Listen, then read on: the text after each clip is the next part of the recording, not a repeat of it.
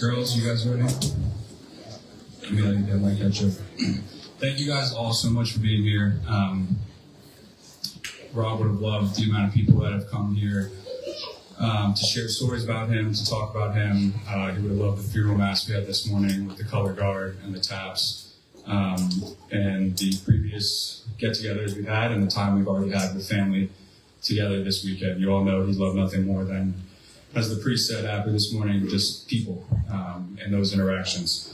I am his son. I will try to keep it short here today. I think many of you probably have some doubts about that. But talk to me at the end of 3:30 when this ends. So we're going to get started here. Stacy Cass, one of Mom's best friends in the world, has been kind enough to not only be there for our family the past few weeks and continuously visit from New York, but to read some remarks from my mother, and we're going to get started with those. So please give Stacy a round of applause, and also her husband Jonathan, who is an AV expert and saved me from my failed slideshow setup, and from my younger sister Mary Catherine. So Stacy Cass.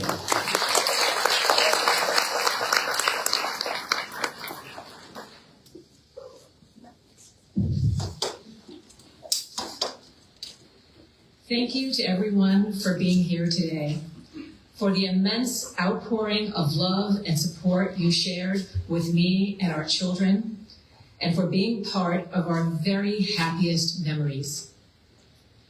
Rob swept me off my feet the first time I met him, and during the course of our courtship of 33 years of marriage, he truly made all of my dreams come true. The family and life we built together will always be a source of joy for me. Rob's absence will not be subtle. One of our friends once asked about how I managed looking after Daniel and Mary Catherine when they were young, with Rob traveling so much. I remember laughing and suggesting that although we certainly missed him being away, there was a little bit more calm in our household when he was traveling. That helped me balance the exuberance I knew would surround us upon his return. Another friend, Jeff, quickly quipped, "Yes, like the difference between a hurricane and not a hurricane." It was that way with Rob. There was no escaping his infectious energy and powerful human connections. He loved, valued, and cherished his family, his extended family, his wide network of friends, and the communities we've been part of. Always a creative and undeterred problem solver, Rob seemed to be able to make just about anything happen. Although it's hard to imagine life without Rob, I know we'll all have endless tales that will keep him present in our hearts and memories. I also know Rob's light lives on in our children. I see him in Evan's dynamic and charismatic personality, and how much Evan loves being a dad. In Daniel's intense loyalty, strength, intuition, and warmth. And in Mary Catherine's devotion, vibrant energy, adventurous spirit, and zany sense of humor. Like their dad, all three of our children cherish and prioritize family relationships and recognize the blessings and value of investing in and sustaining meaningful friendships. During Rob's last days and hours, our children held vigil with me at home, and every tender and compassionate gesture reminded me of Rob and the shelter and anchor he has always been for me and my soul. One of the best parts of Rob's legendary travels was how eagerly we'd anticipate his returns, and how happy we always were to welcome him home. He always wanted me to pick him up at Dulles Airport's departures as opposed to arrivals. I think he thought it was less crowded, but I also suspect He just loved the idea of his next trip. You sure made it a great story, Rob. I'm forever grateful for the life we shared and for your constant love. You've already embarked on your next adventure, an advanced trip for those of us who will be missing you. I love the idea of the warm embrace you've received from the family members and friends who've been eagerly awaiting your arrival. And I love thinking of your health and storytelling capacity fully restored. I will love you forever. And can't wait to see you and hold you again. Please pick me up at the departures.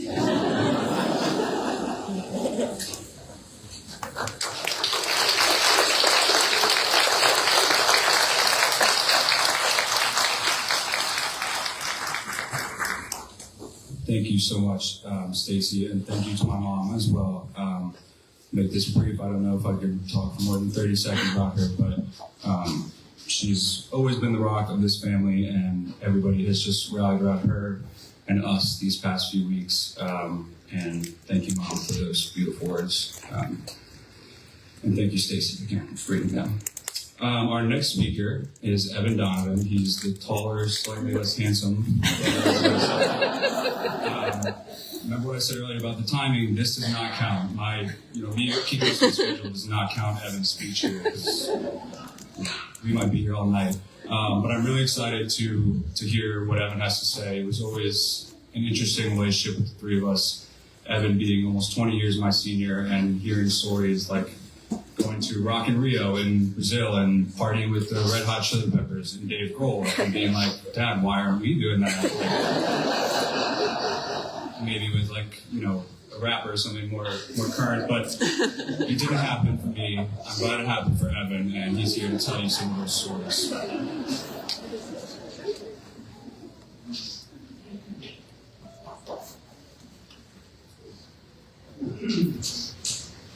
All right.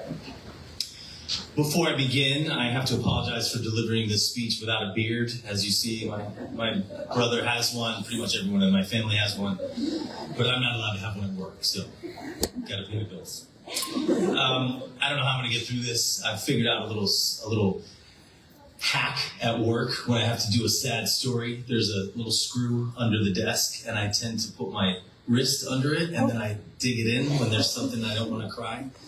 And there's no screw here, so ironically, I'm screwed. It is really wonderful, though, to stand here today and see all of you from all of the different parts of my dad's entire life. All of you here to celebrate him. And I suspect that all of you knew a different version of Rob, right? We all knew so many different sides of him, depending on when and how you knew him. But I guess if we'd sit and compare, I think the one thing that all of us would agree on was how unique he was. Just one of a kind. Well, what I want all of you to understand here today is that to really get how unique he was, you have to understand the family he was a part of. And as I sat here trying to figure out over the past few weeks what I was going to say, I realized I'm uniquely suited to tell that story because he's not just a part of the family he grew up in, and obviously the family that he created, but another family, my other family. This, by the way, is probably the part of the speech where Dad would say something like, long story short. And so you know, that was complete nonsense. And we were only at the beginning of the story. And thus is true here too, but I promise to be more brief than he was. There's no way I can capture everything about my dad that I want to say, so I wanted to focus on three things. I cheated. I used the rule of three to help figure out what made him a one-of-a-kind. And I think his love, his generosity, and just his, let's call it his way. My very first memory of Dad is what I believe to be my very first memory, period. I was around 4 years old. He was stationed in Sicily in the Navy, and he would call me at bedtime to wish me good night in Italian. Buonanotte. Such a simple gesture, but it left an imprint of his love.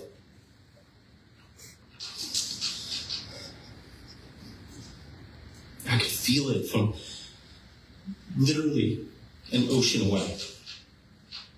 Dad never failed to let me know how much he loved me, even from that different time zone. And I always tried to let him know how much I loved him back, but I never felt like words were enough. So every time he came to see me play in a sport or act in a play, I felt like I had to do something extra. And I did. It seemed like I always had a great game when he was there. Multiple times he saw me hit a home run or dunk in a game or just have a great performance. Maybe the most famous of these stories, some of you have definitely heard, when he hitched a ride from D.C. to Norfolk for a T-ball game on a helicopter with some Department of Defense bigwig who was coming down from some meetings. I did have a great game. I had the game-winning hit. We won. I got the game ball, and I gave it to Dad. But of course, by the time I was 12, this story was a Little League legend of its own. The helicopter had landed in center field. The game had to be paused. The helicopter, Marine Force One. And that DOD bigwig, none other than President Ronald Reagan. But that was just Rob Donovan. Everything was the biggest, the best, the most. We used to try and estimate what was the Rob Donovan hedge? Like, what's the percentage? How much do I need to take off of that number to get like near what was actually true? And no one ever knew. But no one ever seemed to mind either, at least once you got to know him. And that's because he wasn't just generous with the details in his stories. He was generous with everything. His time, his expertise, his money, his passion.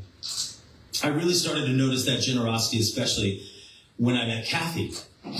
When she first came into our lives, I was about 10 or 12. And you have to understand what life was like for me. When Dad came to visit, I did what I want. Like, we ate at Taco Bell one time 3 times in the same day. Breakfast, lunch, and dinner. My mom will explain her outrage, I'm sure. So when Kathy came, I knew things were going to change. And many of you have heard the story of the first time that we met, when we got in the car to go wherever we were going to go, and I sat shotgun and made Kathy sit in the back seat. But it's because I was scared of her. I could see what was happening right away. She was taking away all of my dad's attention. And I mean, let's be honest, also, not to make it awkward, but I was like in puberty at the time. And so on top of all the dad emotions, I was a little jealous. There's this beautiful young woman taking away all of my dad's attention. So I was so worried I would lose him, that him loving Kathy would mean that I would get half as much time with him, or half as much love from him.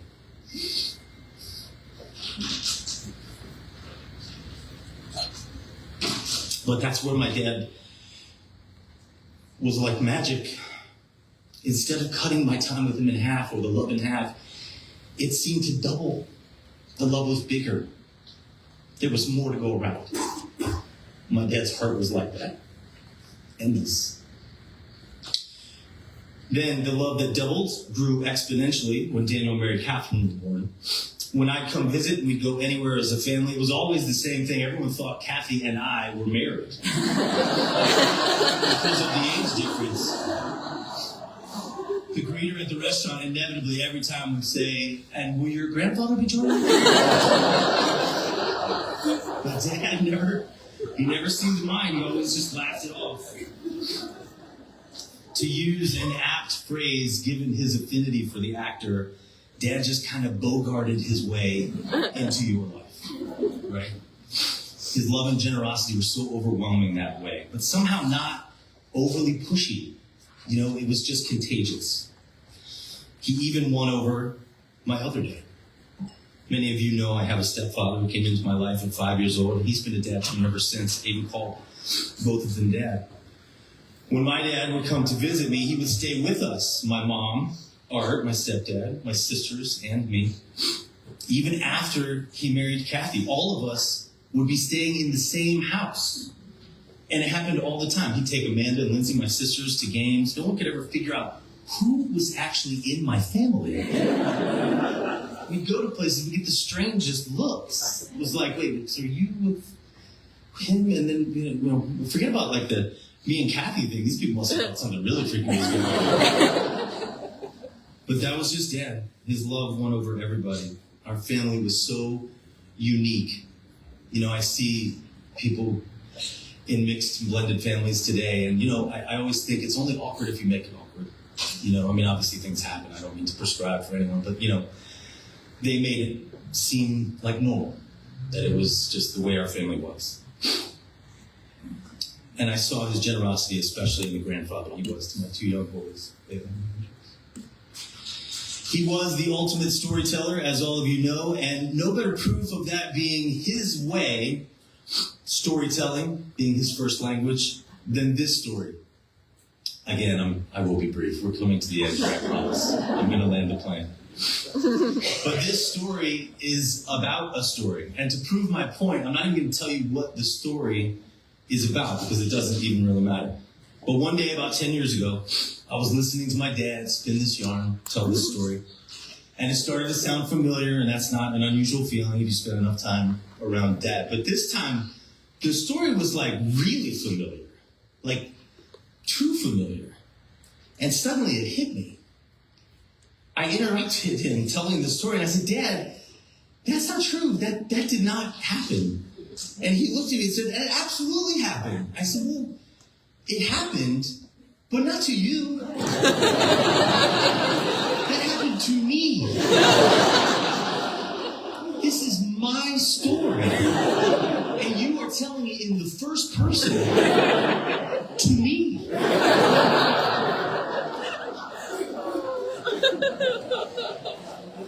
That is real. That is a true story. But somehow, it was better. It was just better. Because the details never really mattered, did they? It was about Dad's excitement, his exuberance, his zeal for life, his willingness to wander wherever the world took him. I will always remember that about him.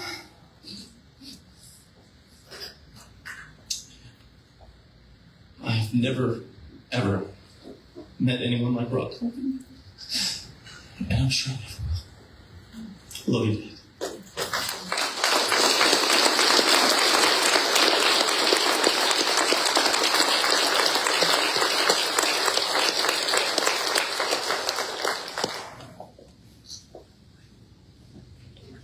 It's not that tall. I mean,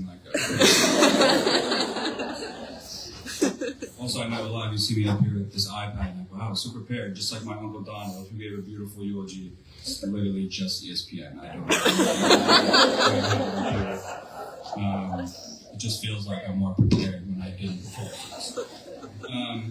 Speaking of not preparing, it is my time to say a few words. The last time I did something like this was at Evan and my beautiful sister-in-law Tracy's wedding.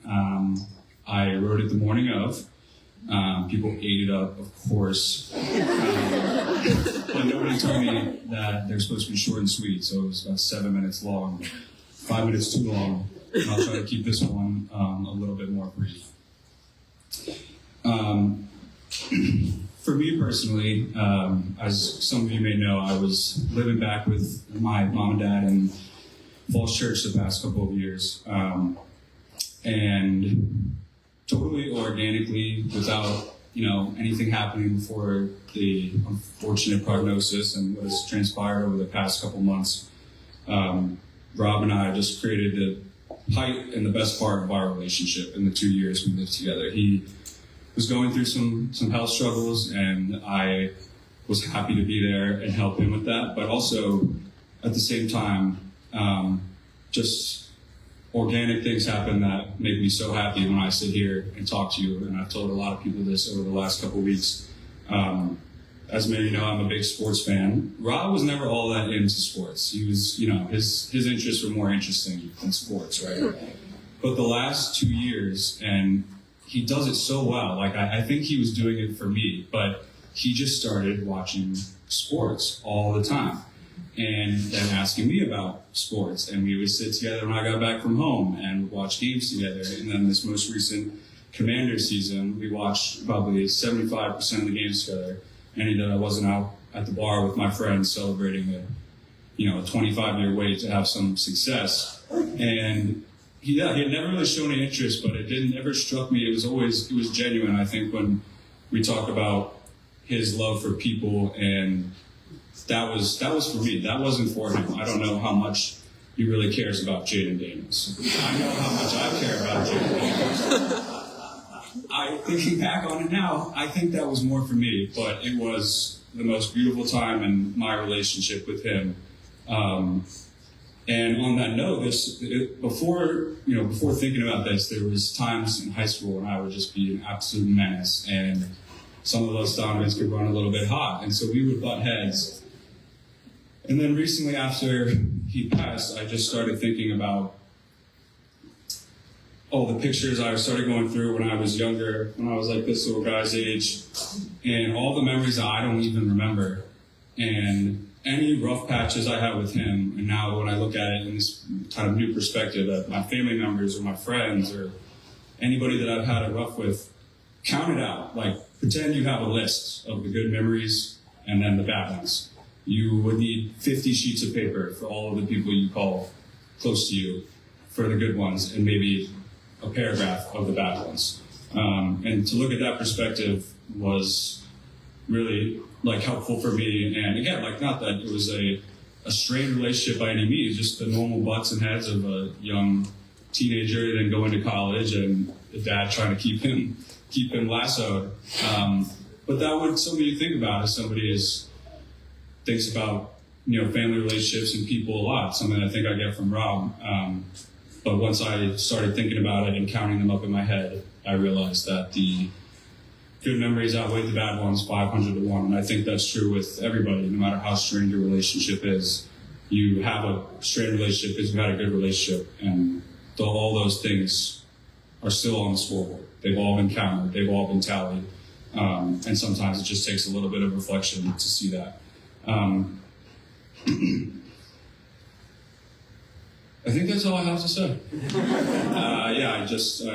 I'm really grateful for the time I had with him and my mom. And he would have loved this get together, and he would have loved the next hour and a half of everybody exchanging their stories about them, catching up, talking about stories about each other, because that's kind of my conclusion of speaking here for a couple of minutes, is that it was always about somebody else. It was always about the person. Yeah, sometimes he would insert himself into somebody else's story. I mean, you gotta, it's a numbers game. You gotta take some of them, but a lot of times when I feel my Rob Donovan coming out and telling stories, what gives me the most joy is when you can kind of shine on other people. And I think that was the beauty of the storytelling, was it always highlighted the people and the friends and the family in his life. And I hope we all can have a lot more of that in the next couple hours here. And thank you all for being here so much. I had a little jab for Evan, Mary Catherine, my younger sister. Obviously I have nothing bad about to say. So without further ado, Mary Catherine Donovan to speak. Thank you.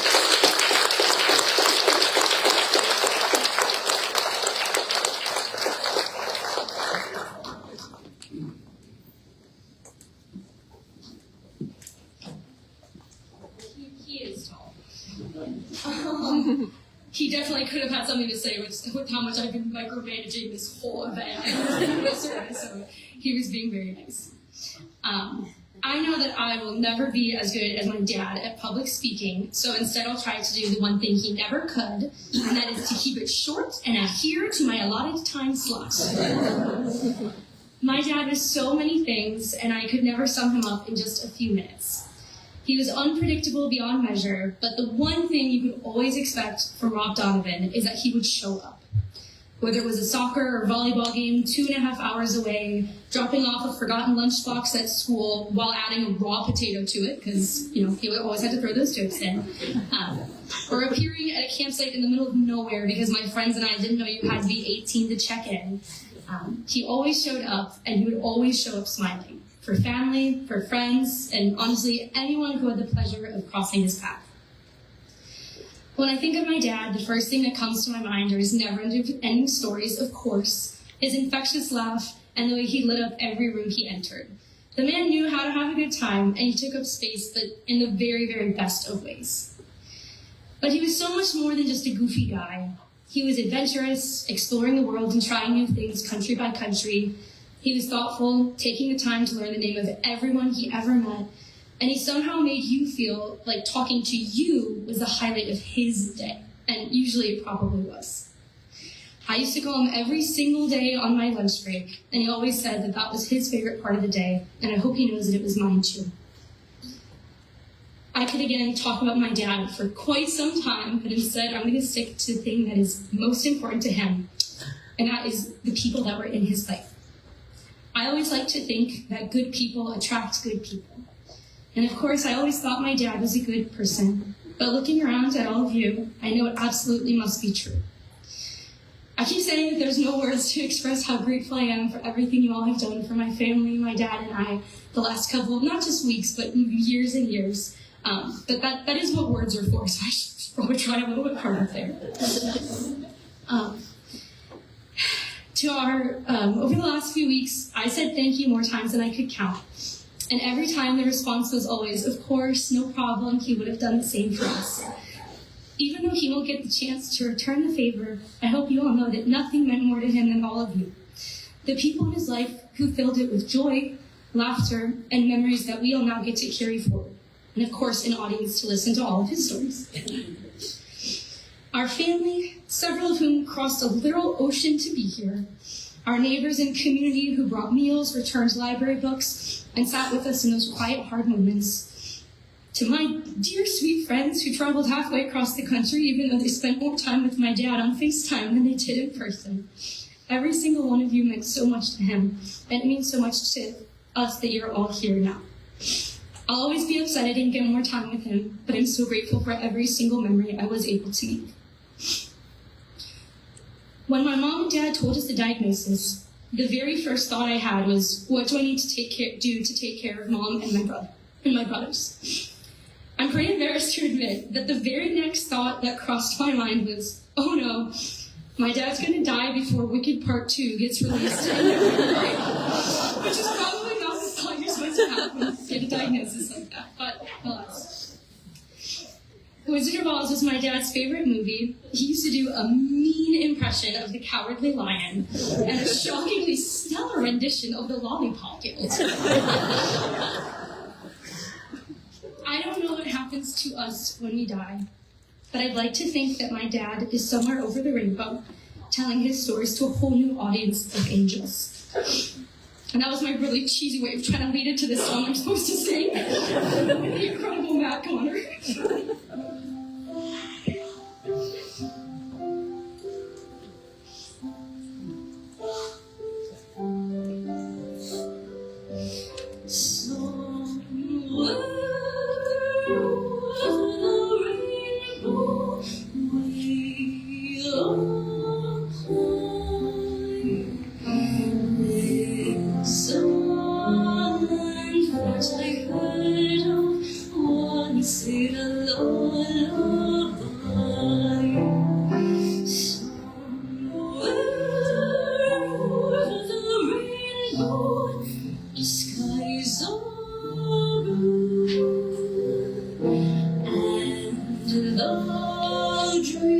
That you dare to dream really do come true. Someday you'll wish upon a star and wake up where the clouds are far behind me. Where troubles melt like lemon drops away above the chimney tops. That's where you'll find me. Somewhere over the rainbow, skies of blue, and the dreams that you dare to dream really do come true. Someday I'll wish upon a star and wake up where the clouds are far behind me.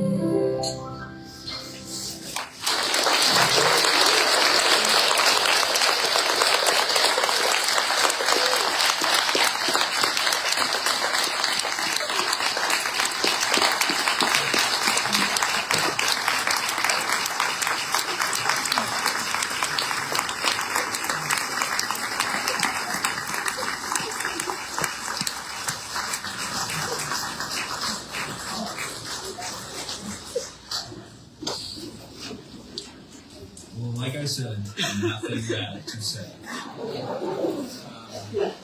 And I don't know if I can do this, so I'm just going to let Bailey take it from here. Right? We'll see you guys in the final hall. Got it, buddy?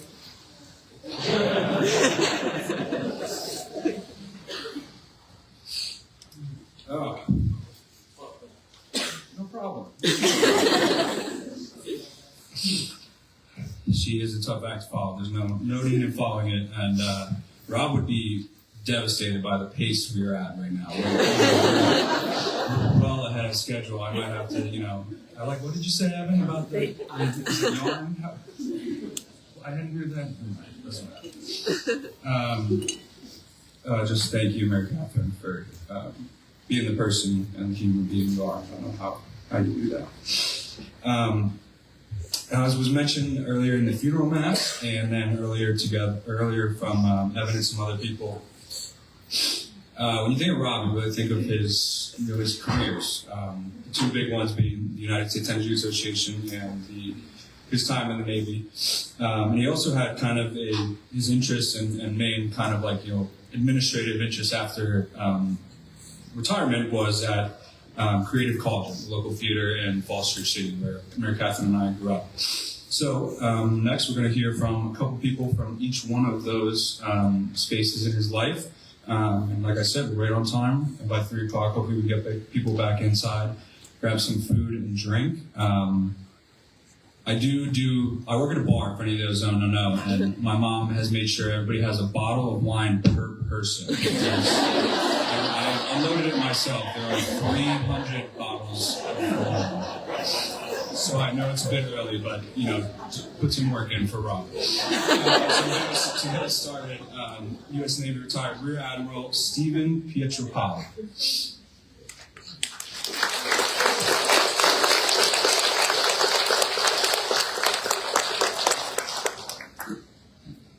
Thank you, and I can guarantee you I did not see the program before I agreed to do this. I would never have agreed to follow the family. Mary Catherine and that wonderful rendition. And just so you don't worry, it looks like a lot of pages, but at my age, it's really big. So I will be brief as well. It's hard for me to believe that it's been almost 30 years since Rob left the Navy and our little public affairs community. Public affairs community in the Navy is the smallest community in the Navy of officers. About 200, used to be about 200, about 225, 230 now. So we're very close. We all know each other, and I thought that Rob's time in the Navy public affairs community is not that much different from what I've heard about his time in his civilian activities and in the community in Falls Church. He was a force of nature, larger than life, no shrinking violet. I first met him in the late 70s down in Norfolk, which was a tough time for the Navy and the nation. Some of you will recall that the military wasn't particularly well thought of at that time. We were still coming out of the shadow of the Vietnam War. There was a lot of problems on the waterfront. Sailors, many of whom had only joined the Navy to avoid being drafted into the Army, were on the ships. We were integrating women into ships for the first time. Lots of drug use, lots of unrest. And Rob was right in the middle of all that, in Norfolk, the basic home of the Navy, trying to explain through the news media to the American people why the Navy's sincere efforts to make things better were effective, but more importantly, were very, very important to the nation. He left that cauldron for what I think was his dream posting back to his hometown. Not the Bronx, but the Navy's Office of Information in New York and Manhattan, so at least he was in the Big Apple. I suspect he wreaked havoc on the publishing houses and television studios in New York and Long Island at the time, because we all know Rob had a way with words. I then worked with him again closely at the Pentagon. My first Navy public affairs job, Rob was the head. I was running the Navy's news operation, answering questions for the news media, and Rob was running our, what we called embarks and interviews. His job was to convince very skeptical Navy leadership to sit down with reporters so that the American people would have some idea of what their Navy was doing. And those same skeptical Navy leaders to let reporters actually go out on ships and see what their Navy was doing. This was not an easy task in those days. Many in the leadership in the Navy and military departments blamed the press for the loss of Vietnam. They thought it was the bad coverage, not the bad strategy, that lost that war. But somehow, Rob was able to convince these skeptical leaders to let them go there. Sometimes they didn't even realize they had said yes. Misdirection, sleight of hand, or kind of in Rob's wheelhouse. Mostly it was just hard work, though. I like to think that I had a pretty strong Puritan work ethic, but I couldn't keep up with Rob Donovan. Late nights at the Pentagon, long after most of the building was empty, way after the Air Force had left. Even the diehard submariners had gone deep and gone dark. That would be Rob and I slugging it out to stay later than anybody else, but only because there was always more work to do than hours to do it, at least in any kind of a normal work day. Rob had that kind of dedication to the Navy and to the craft of communicating to the public, which is what Navy Public Affairs is all about. I'm sure there's lots of stories that can be told about Rob's time in Navy Public Affairs. Maybe you'll hear some during the open mic later. Many are not appropriate for a mixed audience. They're really kind of Navy stories that usually begin, this is a real, and I won't go on from there. But when Rob took his early retirement, nearly 30 years ago, it left a gigantic hole in our little community. He is still remembered today, not just by old farts like me, but the way he got things done, putting his shoulder to the wheel, always trying to get the Navy in front of the public for the good of the sailors, is legendary. He made a real impact then, and he continues to make an impact today. So, Kathleen, thank you for putting me in such a tough spot. Daniel and Mary Catherine, who we used to see at High Point Pool now and again, and Evan, who I think I met back in Norfolk back in the day, and the whole incredible extended Donovan clan. I just want to say how deeply saddened we are to have lost Rob, and share your loss. And for my shipmate and friend Rob, I'll just say the traditional Navy, farewell, wishing you fair winds and following seas. And may God take you. Thank you.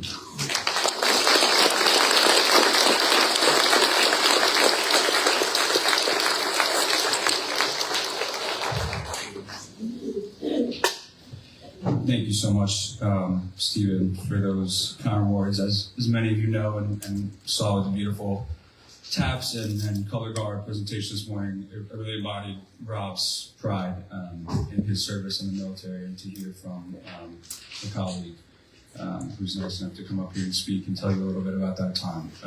It's just wonderful to hear.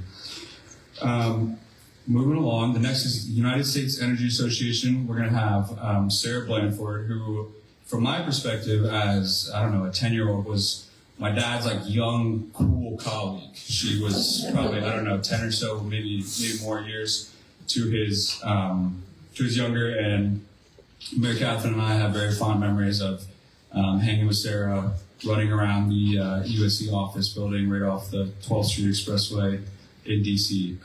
And Rob and her remained close friends even long after he had left the United States Energy Association. And I'm really excited that she's here and be able to share some words with you. Sarah Blanford, USCA Program Director.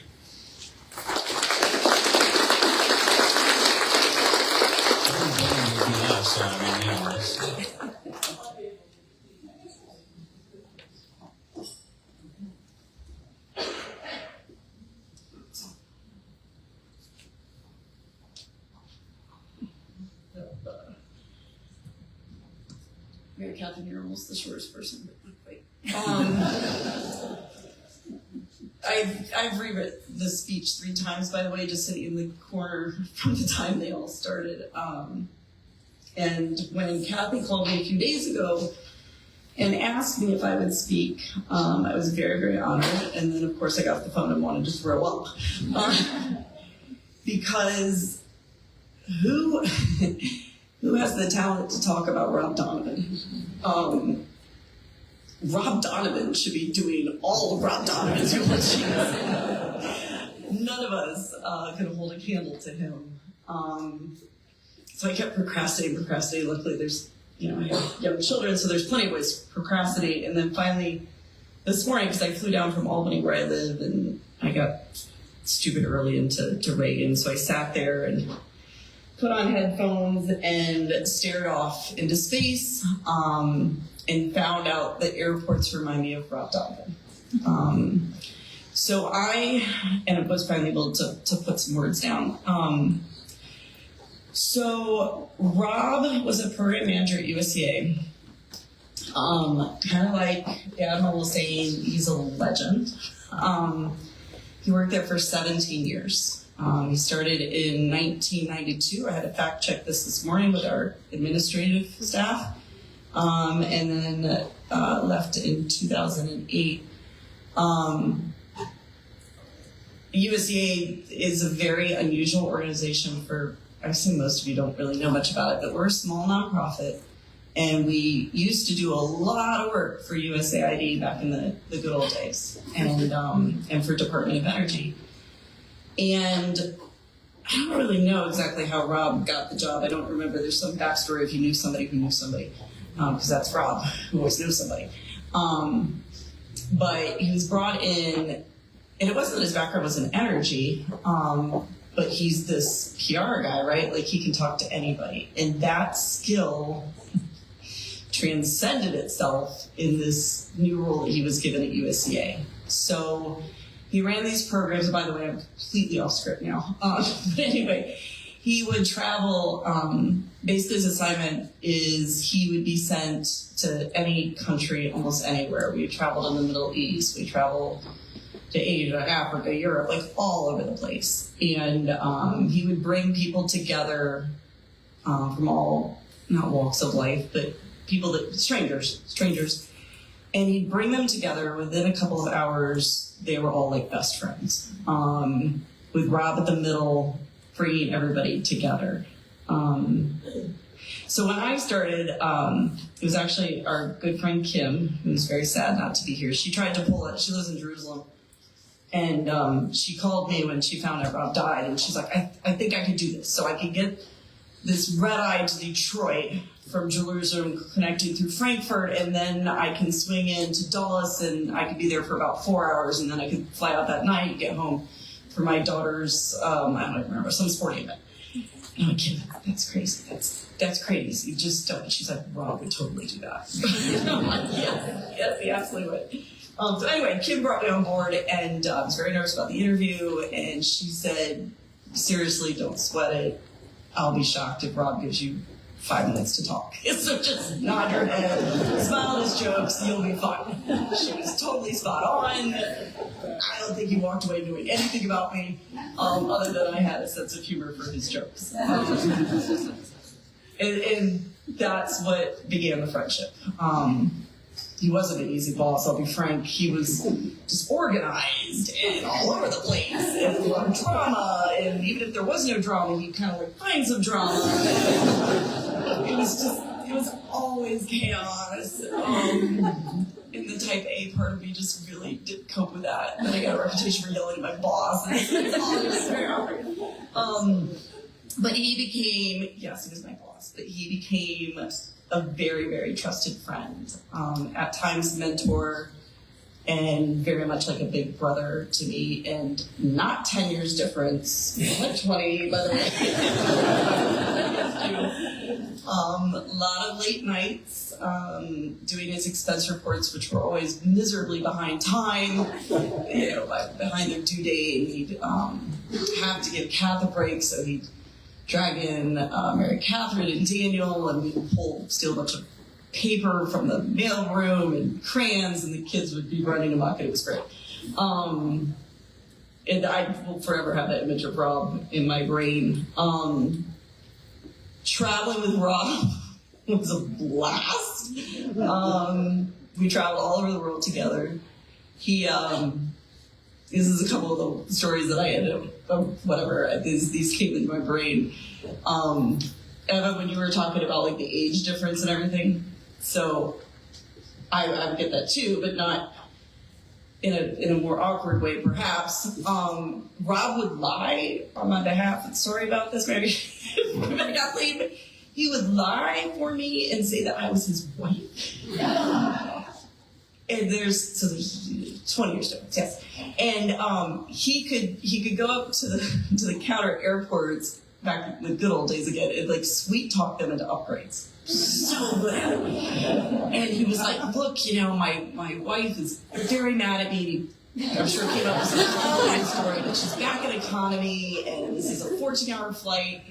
And don't say anything to her directly, because she's very sensitive. But maybe if you could get her, upgraded. And he did this multiple times. And this woman would come back, she'd be like, this Blanford, and she'd take my boarding pass and she'd like swap it out and look at this, 3A business class, and go up with my stuff, and I look at him. I'm so ungrateful. I glare at him. Because I go on planes and I don't want to talk, I don't want to communicate. And Rob is the exact opposite. He's buying around for everybody in a 30-foot space, even though he's business class and it's free. And everybody's his friend. And I'm like, he's like, I won't talk at all to you. You can sit there, you can sleep, I won't talk at all to you. Which is the first broken promise he would make. Because within 2 minutes he had some yarn again that we had to go through. One time we were in Abu Dhabi. It's Rob Donovan, so of course, even though it's a business event, you're out, 3 in the morning. Let's go have a bottle of wine outside. And so we'd sit out with these other people that he had become best friends with in the last 24 hours, and we'd be having a glass of wine. And this is before. You could have cell phones very easily overseas, but he had a cell phone that worked. And he knew I had a very, very close relationship with my mom, who passed 15 years ago. And Rob, almost every work trip, would just pick up the phone. He had my mom's number, his mobile, whatever. And he'd call my mom. And so we're in Abu Dhabi for this big conference thing, and Rob, of course, had become friends with this sheikh, I don't even know how you pronounce it, Mohammed somebody or other, and he was supposed to be all lofty with his paparazzi and bodyguards and everything, but Rob had become close with him, and because it's Rob.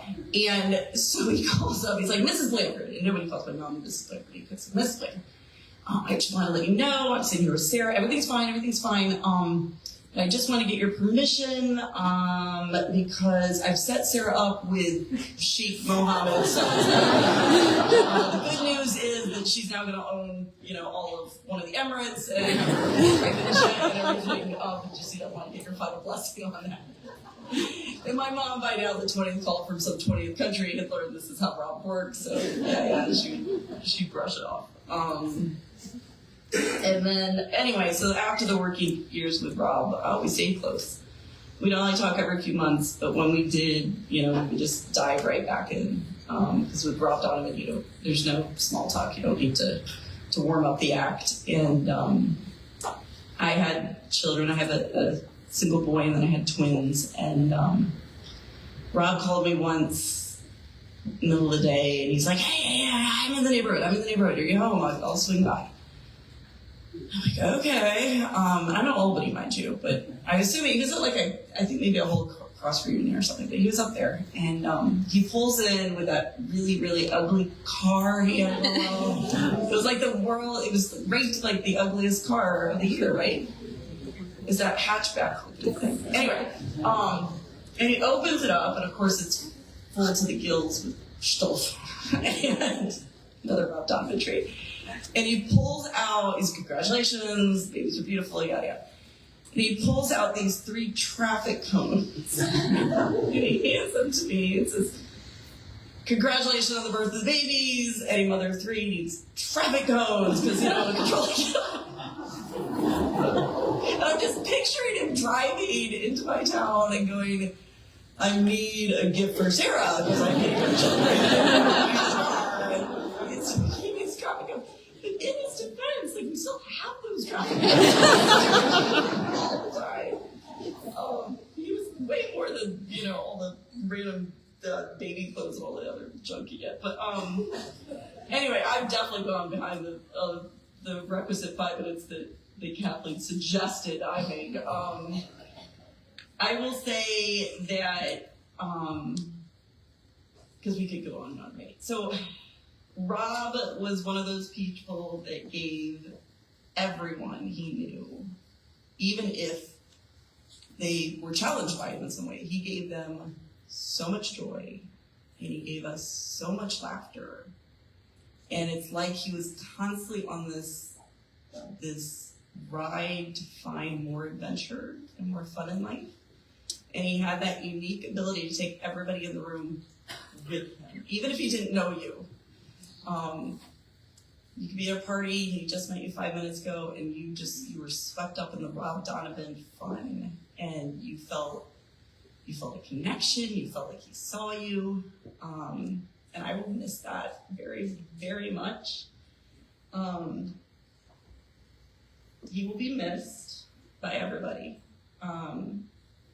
Everybody at USCA loves him very much. There's still a number of us that are still there. He's a legend, and we talk about him frequently, and he will never, ever be forgotten. So, thank you, Rob.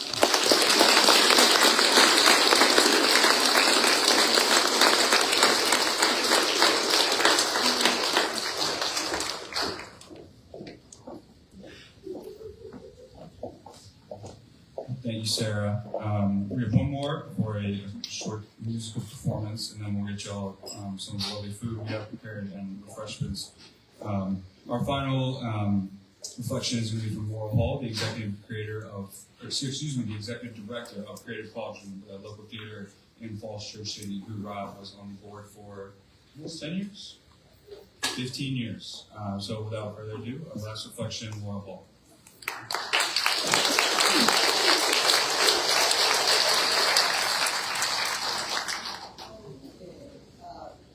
That's almost impossible to follow, to be the closer with all the amazing talent of the Donovan family and all those wonderful speeches. But I'm going to do my best. I'm going to do my best to honor somebody who was deeply loved and will continue to be deeply loved by Creative Cauldron. And I'm going to try to keep it to 5 minutes because I made that promise. Rob was a 15-year plus member of Creative Cauldron's board of directors, and he came to that role after volunteering And as he would describe it jokingly, being strong-armed by our executive leadership into joining the board. So where are they, Gina and Marty? For whatever reason, Rob decided to say yes, and we are forever grateful for that at Creative Cauldron. And with his involvement, we got a bonus with the entire Donovan family. The amazing Kathleen, who still finds ways to come and help and volunteer whenever she can. Daniel and Mary Catherine, who joined us as summer camp counselors. I think maybe your dad was trying to keep you out of trouble. Just some thought there, just from some of the stories that he shared. Rob was arguably one of the most collegial members of our board. At every board meeting, you could always rely on Rob to be the quiet listener. Yes, you may find that kind of hard to believe, giving Rob's gift of Irish gab, but he was indeed a listener, especially when difficult conversations about policies or programming would arise. He'd sit quietly, taking everything in, but when he spoke, it was with some measured and wise advice, and almost always it was delivered with humor. And that could cut the tension and bring us together and back to our sense of community and belonging.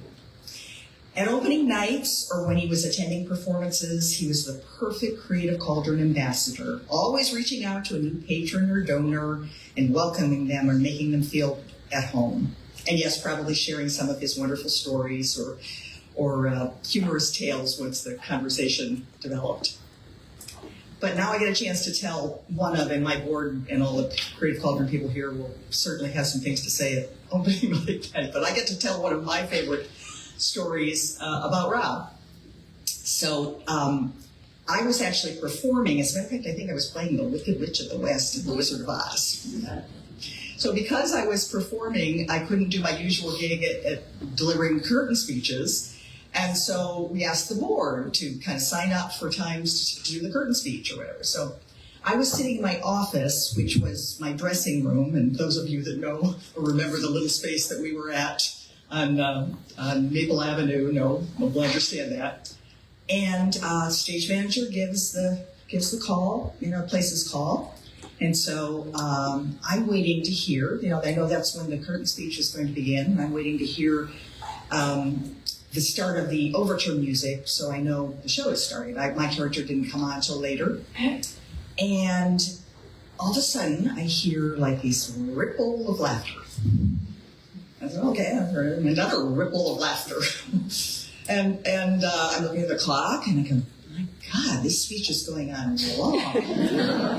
and then, I said like, oh, okay, more ripple of laughter. Finally, kind of this thunderous applause. I said, what on earth is going on? And then I looked at the list of board members that were due to speak, and of course it was Rob. He was telling the story. I said, boy, this is going to be really hard to follow this. Rob was, as everybody said here, an absolutely gifted storyteller. And I think maybe that is why he said yes to being a board member at Creative Cauldron those many years ago. Theater and music are the vehicles through which we tell our stories and carve out meaning. They help us feel our deep connection to one another, especially in times when our world is filled with division and conflict. And Rob loved coming to Creative Cauldron performances, seeing plays and musicals, attending concerts. I think he loved the storytelling. Some would say that our lives are stories, and it's our job to craft them with purpose. And if that's so, there could be no better example of how to do it than Rob Donovan. Fill your life with good friends, cherish your family and loved ones. Fill your life with good cheer and malice toward none. Live every day, no matter how challenging, with gratitude and appreciation for all that you've been given. Rob, you've set the bar high for us.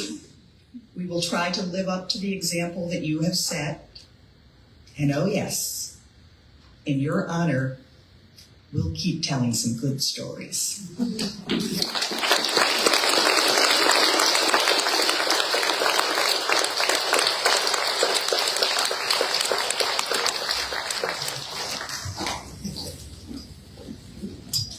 Thank you again to Adam, Stephen, Sarah, and Laura.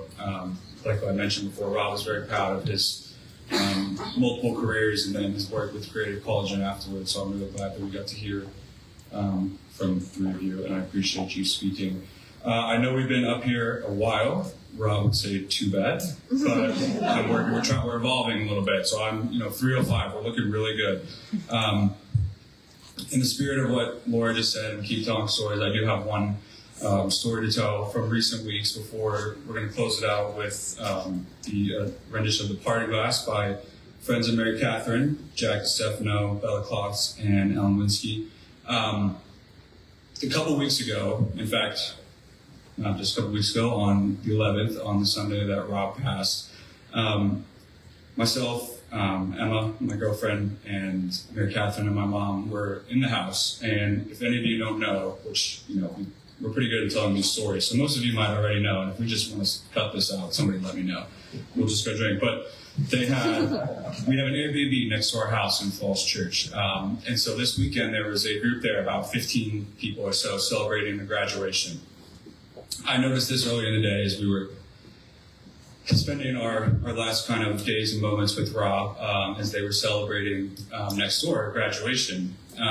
And we're not being too loud or anything like that, but there's a back patio of the house of the Airbnb, and there's a back patio screen and porch. So we have that. My mom and all of us like to spend a lot of time, especially in these difficult last few days.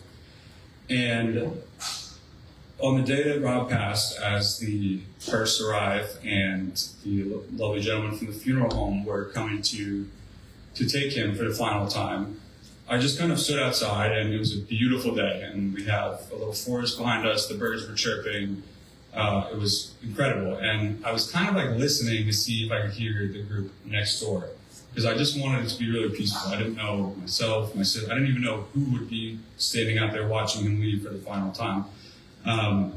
But I just didn't want to hear the music or anything like that, but again, it wasn't really that loud. It wasn't really that they were playing music or whatever, but nonetheless, I go into the garage and I grab a bottle of champagne from Costco, of course, and walked over there in true Rob Donovan fashion and just told them straight up, hello, my dad just passed away. Do you guys mind cutting the music for 20 minutes? This is for the grad. Here's the champagne bottle. Of course, they're very struck by this news. They're just celebrating, and then some guy from next door comes over there and tells them their father's just passed away. And of course, they were super respectful and turned off the music and were quiet for a bit as we watched Rob be taken away. I go back there and tell them, hey, turn that music back up. Like, get back at it. Like, that's what he would have wanted. Like, go for it. And obviously, they were a little shooken up. I didn't really think it through.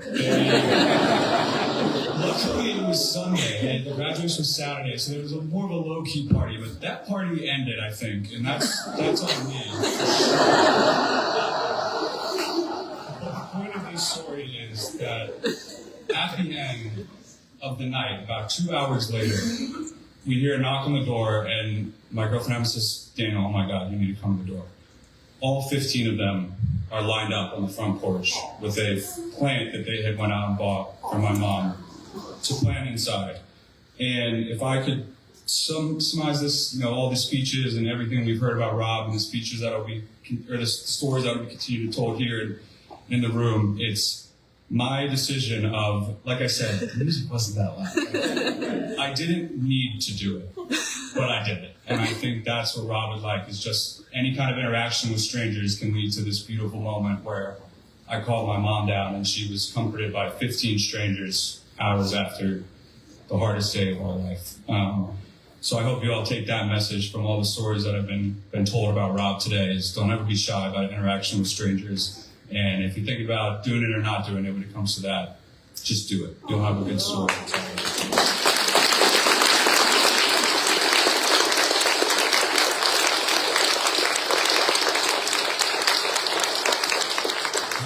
also thank you all for being so patient. Like I said, Rob wouldn't have cared. It was such a bad, but we have the aforementioned wine and lovely food in there that we're going to go to right after this performance. And thank you so much to Mary Catherine's friends who have traveled far and wide to be here to support her and to give us this musical number to close it out. So as soon as it goes, you don't have to hear anything else from me. We'll just walk into the other hall there. My grandmother will be giving us a grace, and then we'll eat, drink, and start telling some stories.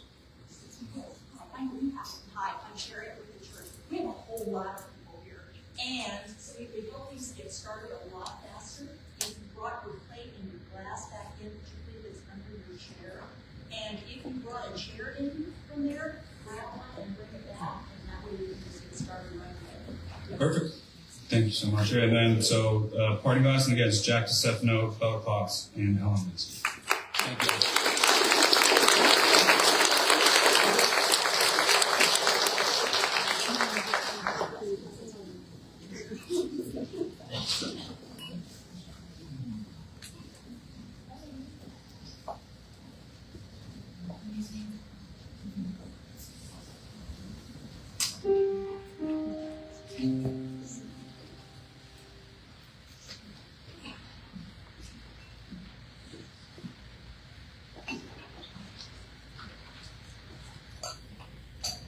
All the money that I had, I spent in good company, and all the harm that I've done, alas, it was to none but me, and all I've done for want of wit to memory now I can't recall. So fill to me the parting glass. Good night and joy be to you all.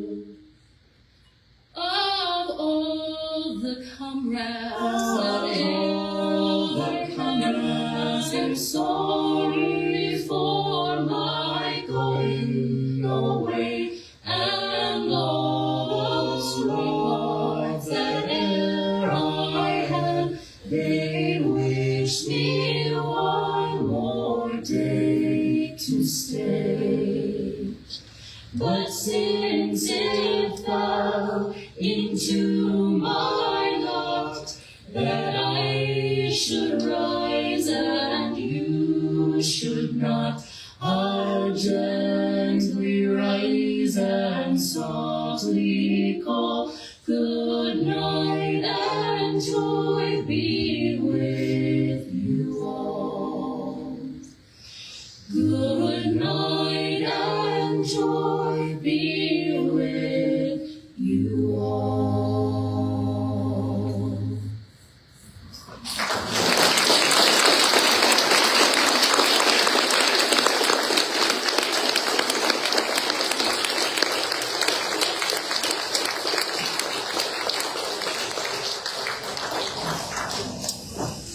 Thank you to everybody who spoke. Let's not waste any more time. And at 3:45, and it says 3:30 in the program, I think we're going to leave our beloved AV guy in the back, Cameron, is going to leave the mic on a little bit. We have a ton of people here, which is great, and so we can kind of spread out, and I think this mic stand will probably just be left open. I'll try to facilitate. But if anybody has an open mic, Rob Donovan's story that they want to tell, like some smaller conversations,